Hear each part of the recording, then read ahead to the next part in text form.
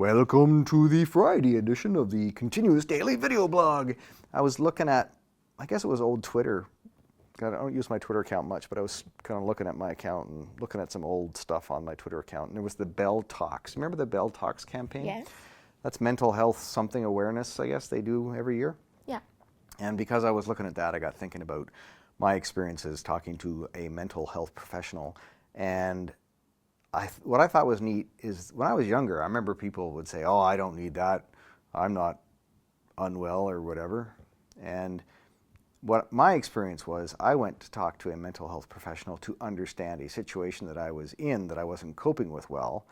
And what came out of it for me was, it was explained to me that the reason I wasn't coping well is I was dealing with somebody who probably, most likely, was mentally ill. And that's why I was having difficulty.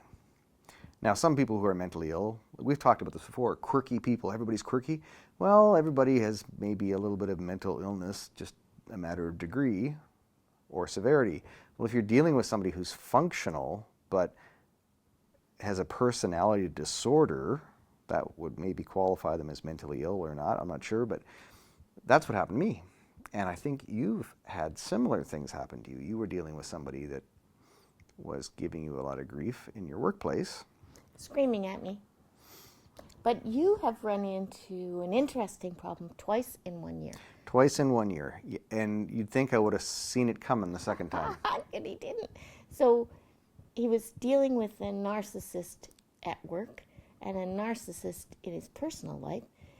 But because Alan takes things at face value and tries to solve the problem, he thinks there's something wrong with his explanation, that this person should be able to understand him.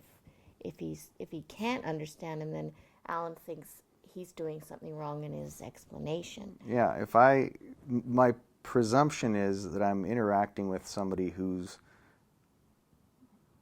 going to respond logically, and it never seems to cross my mind that maybe the reason this isn't going well is I'm not dealing with someone who will respond logically. Yeah. And it turned out in both cases, after discussions with the mental health professional, I became kind of aware of, oh, the reason this isn't going well has not much to do with me, although if I was a different person, maybe I could cope with their peculiar behavior better.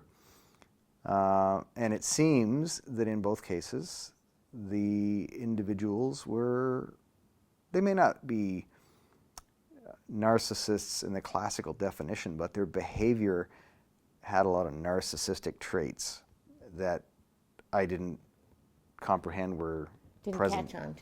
And so some of the stuff that I would try to do to handle, manage, cooperate with them, work with them, just didn't work.